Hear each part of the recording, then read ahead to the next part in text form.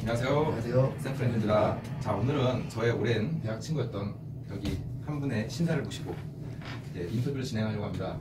자, 여기 있는 옆에 있는 제 친구는 이제 2011년도에 그 강남에 있는 중학교에 근무를 하다가 1년 하고 사직서를 내고 울진에 있는 항공대학교 부속 비행교육원 거기서 이제 들어가서 이제 여러 가지 그런 임무 수행을 하고 현재 부기장으로 이제 근무하고 있는. 정말 어렵게 모셨어요. 네, 네, 맞습니다. 비행도 스케줄도 있고 또 해외로 이렇게 비행을 가서 체류하는 기간도 있어서 약속 시간을 잡고 이렇게 흔쾌히 이렇게 인터뷰에 응해 주셨는데요. 너무 고맙고 친구로서 이렇게 어려운 부탁인데 우리 채널을 잘 되라고 이렇게 참여해 주셨습니다. 그러면 바로 그러면 노래를 진행을 하도록 할까요? 네. 저번에 저희 예고편 보신 분들은 아실 거예요. 그 임용고시라는 게 정말 쉽지 않은 그 관문이에요. 교사가 되기 위한 첫 번째 관문이자 정말 큰 문인데 저희 친구들이 정말 우리 김군을 임용고시를 처음에 서울에서 합격을 해서 4학년 때죠. 그렇죠. 근데 그 과정이 저는 봤을 때 이 친구가 너무 멋진 친구였고 그렇게 막 공부에만 올인하는 것 같지는 않았어요. 그래서 임용고시가 이렇게 쉬운 시험이구나, 누구든지 한 번에 합격할 수 있구나 이렇게 느꼈는데 실제 뭐 저는 이제 같이 공부를 한 사람으로서 이렇게 옆에서 보고 있으면 정말 참 공부를 잘하는구나. 수학 공부를 아주 엄청나게 잘해서 참 감탄을 할 정도였습니다. 저 같은 경우는 되게 부러운 게 저는 7년 만에 임용고시거든요. 그동안 마음고생이 심했거든요. 근데 이렇게 한 번에 대학교 4학년 때 교생도 갔다 오고 시간도 없고 정신 없는데 그걸 한 방에 된다는 거는 저는 엄청나게 부러운 대상이죠. 맞아요. 이제 군대도 제가 같은 데에서 이제 근무를 했는데 네. 군 시절 때부터 이미 공부를 거기서도 하고 막 그렇게 엄청난 미리 준비가 이미 돼 있었던 너무할 게 없어서. 너무할 게 없어서 놓친거였습니다. 물론 저희 샌프렌즈가 다 이렇게 정말 뭐 어디 빠지지 않죠, 어디나. 근데 여기 이제 김군을 이제 저희가 같은 이제 사범대학 건물에서 이렇게 오며 가며 탁과지만 그래도 친분이 있었어요. 저도 서로 인사도 하고 같이 뭐 교직 수업이나 수업에서 만나고 그러면 정말 눈이 부셨어요. 정말 저 친구는 공부도 잘하고 뭐 키도 크고 인물도 좋고 그런데 어떻게 저렇게 한 번에 임용고시까지 통과할 수 있을까? 되게 부러움의 대상이었죠. 과에서도 그렇고 탁과인 친구들 입장에서도 어떻게 저런 인간이지? 이렇게 사기캐릭이죠. 네, 사기캐릭이죠. 너무 띄워주셔서 인터뷰 바로 하시죠. 네. 몸들 바를 모르겠네. 그럼 첫 번째 질문 저부터 예, 해도 될까요? 네. 졸업하는 해에 한 번에 임용고시를 합격할 수 있었던 경험담을 말씀해 주신다면요? 1년대 발령을 받았는데 이제 그때 당시의 시험이랑 지금 시험이랑 제가 어떻게 많이 바뀌었는지 정확히 모르겠는데 그때 당시만 해도 일단 학과에서 전공 공부를 열심히 하면 그 부분이 많이 임용 시험에 나왔기 때문에 충분히 커버가 되는 100%까지는 아니다 할지라도 충분히 커버가 되는 이런 수준이었거든요. 그 수준이라는 게 어렵고 쉽다를 얘기하는 게 아니라 그 내용을 다루는 문제의 어떤 성향이라든지 범위라든지 이런 게 학과 전공 시험을 열심히 들으면 충분히 대부분은 커버가 가능한 그런 유형이 많이 나왔었어요. 그때 당시에는. 그럼에도 불구하고 이제 학생들이 보통 보면은 그 당시에도 요즘도 아마 그럴 것 같은데 학원을 굉장히 많이 다니더라고요. 근데 저는 학원은 정말 최소한으로 다녔고 마지막에 이제 문제 푸는 이런 문제풀이반이라고 하나요 요새? 그렇게 얘기했던 것 같은데 그런 반만 했고 내용 정리를 하는 그런 수업은 학원에서 전혀 듣지 않았어요. 한 번도. 그 임용 사이트에서도 그 김군 아이디가 엄청 뭐 화제가 됐었잖아요. 문제를 풀어주는 그런 아이디가 그 당시에도 이미 두각을 나타내고 있었어요.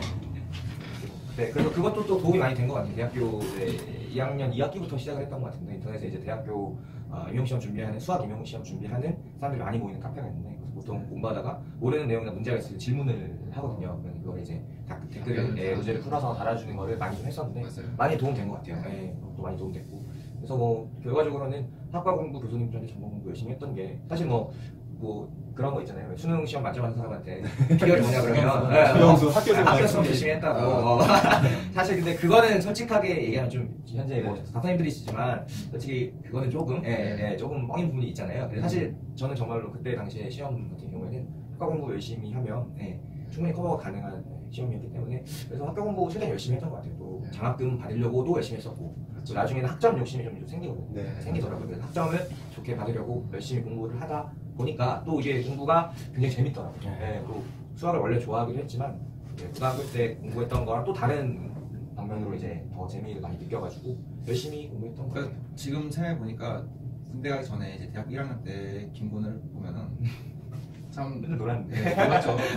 많이 놀았는데 시험도 보면은 공부를 하는 것이 아니라, 그러니까 학교를 일단 자주 이렇게 네, 같이 막 다니긴 했지만 이렇게 안 날 때도 많고. 1학년 때는 네, 네, 조금 근데 이제 네. 시험 전날에 딱 와서 이제 노트를 딱 보고 이제 한번 쫙 공부하고, 근데 이제 시험 보면 아주 잘 보고. 아니. 근데 출결 점수 때문에 예, 그렇지만은 정말 시험으로서는 엄청 공부 잘했죠. 아니에요. 예, 저는 제가 봤을 때 머리가 탁월하다 그런 좀 생각이 좀 드네요. 아닙니다. 자, 그러면 첫 번째 이제 임용고시 합격할 수 있던 경험담은 이제 학교 생활에 충실을 하면서도 저희가 이제 뭐 충실 그런 과정이 있었다는 거 여러분들 알았을 겁니다. 그러면 두 번째 질문은 차티께서 한번. 네, 저 임용호 교직 생활하면서 네. 본인의 교직 적성에 대한 큰 고민이 있었는지 한번 말씀해 주세요. 큰 고민은 사실 이렇게 뭐 너무 교직 생활이 안 맞다, 힘들다 이런 생각을 한 번도 해본 적은 없고요. 네, 지금 뭐 그만둔 상태여서 그런 생각을 많이들 하시는데 실제로 그런 적은 없었고요. 네.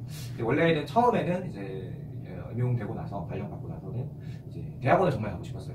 대학교 때 수학 전공 수학을 그렇죠. 재밌게 그 공부했기 얘기했었죠. 때문에 대학원을 정말 가고 싶었어요. 그래서 뭐 이제 사실 파견 근무라든지 그러니까 이런 것도 있잖아요. 네, 제가 뭐 맞습니다. 정확히는 모르겠지만 아마 있었던 걸 기억하는데 뭐 그런 것도 알아보기도 하고, 아니면 정말 그만두고 교직생활 해외 쪽으로 유학을 가볼까, 네, 석박사 과정을 밟아볼까 생각을 많이 고민했었죠. 그러던 와중에 갑작스럽게 관심이 생겼어요. 지금 하고 있는 직업에 대해서. 항공사 제가 기억하기로는 저희가 이제 공군을 나왔으니까 공군에 이제 전투기를 아니요, 보면서 별로 영향 그런 건 영향 없어요. 1도 없었어요. 유량하는 거를 이해했거든요. 그 미사일 네. 전투기. 그 임용 시험이 어려운데 한 번에 합격을 하고도 이게 발령이 또 쉽게 처음부터 안 나는 경우도 있고, 예. 강남이나 이런 지역 같은 경우는 또 이런 그냥 그런 게 있어요. 선거순으로 하는 걸로 알고 있는데 그때 당시에는 발령은 전부 다 났어요. 한 번에 다. 저 때는 40명 정도 됐었는데 서울에 수학교다가 전부 다 한 번에 났어요. 그래서 아마 제가 기억하기로 강남에서 2학기 때는 또 영재교육원으로 나가기도 하고 했었죠. 기억나요. 네, 이거 썼어. 저희가 이제 친구들끼리 그때 이제 김군이 임용을 합격했을 때 저희는 뭐 이제 기간제 비서를 근무하고 있었고 또 교직을 준비하는 입장이었는데, 이제 강남에 있는 모 중학교에서 근무를 하다가 학교를 이제 그만두고 뭔가 이제 비행 관련해서 이제 그쪽 진로로 개척을 한다는 얘기를 들었을 때 친구로서 저희들은 아마 휴직을 하고 도전을 그렇죠. 하다가 이제 다시 이제 할 교직으로 다시 들어올 수도 있을 거다라는 저희가 얘기를 하고 그랬었어요. 네.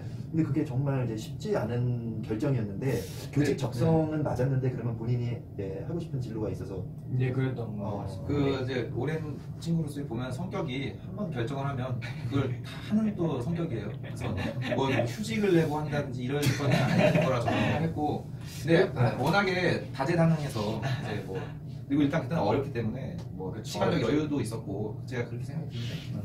그리고 휴직하고 나서 다른 이제 그 교과 직무와 상관없는 다른 공부를 하러 가는 게 일단 제가 알기로는 그게 안 될 거예요. 원래는 교직. 휴직하면서 맞아요. 그건 아마 불법이죠. 그게 아마 안 될 거예요. 그래서 그런 것도 있고, 그리고 과감하게 그냥 사직을 하고 가는 게 제가 돌아볼 곳이 없으면 나만 보게 되니까 여지를 남겨두는 것보다는 낫다고 생각했던 거 같아요.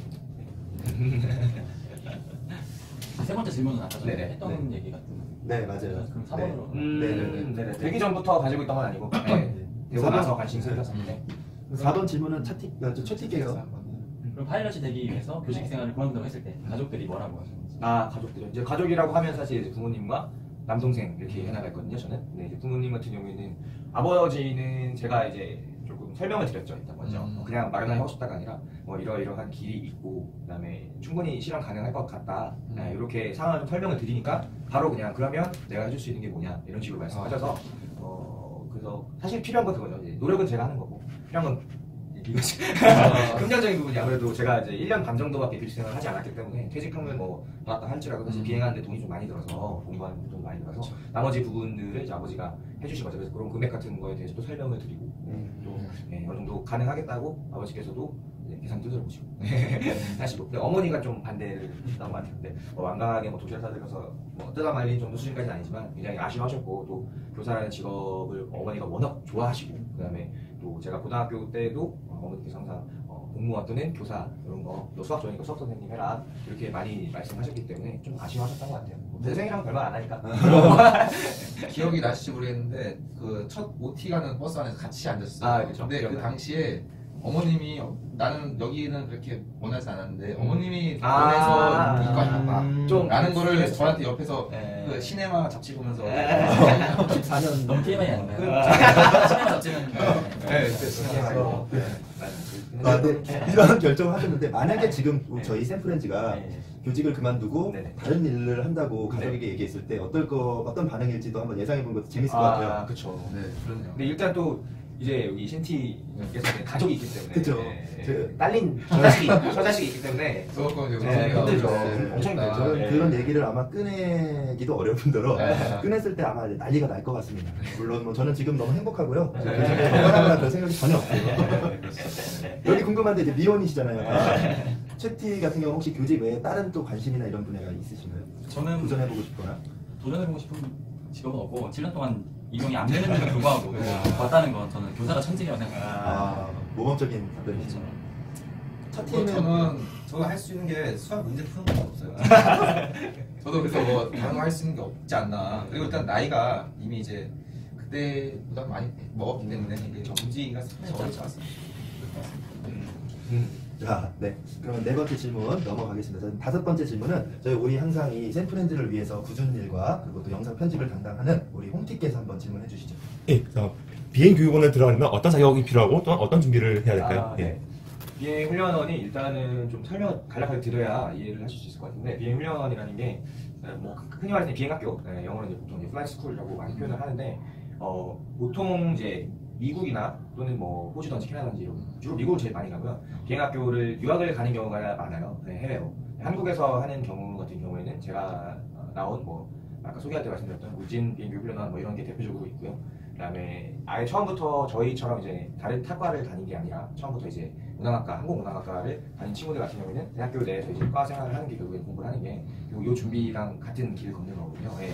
그래서 여러 가지 길이 있어요. 근데 이제 보통은 해외로 간다 치면은 특별한 뭐 시험이나 자격 같은 거는 대부분 없는 걸로 알고 있어요. 그냥 이제 학생 비자, 제가 정확히는 기억이 안 나는데 I-20, I-20 뭐 이런 비자 이름이 있을 거예요. 뭐 이런 비자로 학생 비자를 해갖고 미국으로 비자를 얻어서 가서 이제 비행을 시작을 하는 게 있고요. 그다음에 저 같은 경우에는 이제 의진 비행교육을 훈련한 항공대 부선 쪽을 나왔는데 그쪽에 갈 때는 여기 같은 경우에는 조금 입사가 아니죠. 훈련을 입과하는데 몇 가지 좀 자격 시험 같은 거나 서류 전형 같은 것도 있어요. 뭐 예를 들면은 인적성 평가 같은 거 하고요. 그다음에 영어 인터뷰 조금 하고 그다음에 토익 성적 필요하고 보통 그런 것들이 필요하게 돼서 모집 인원보다 지원자가 많기 때문에 이제 걸러내는 용도로 그런 걸 사용을 하죠. 그러면 교사들은 보통 토익 시험을 안 보지 않습니까? 그렇죠. 교사들이 제일 큰 단점이라고 생각하는 게 영어 능력이 거의 제로예요. 저도 수능 이후로 영어를 공부한 적이 없어요. 필요가 없어서. 근데 요즘은 또 대학 들어갔는데 좀 필요하다고 하는데 저희 때는 필요하지 않았어요. 그래가지고 참 영어가 참 부럽네요. 그리고 저도 교사 할 때 재직 중에 그때 이제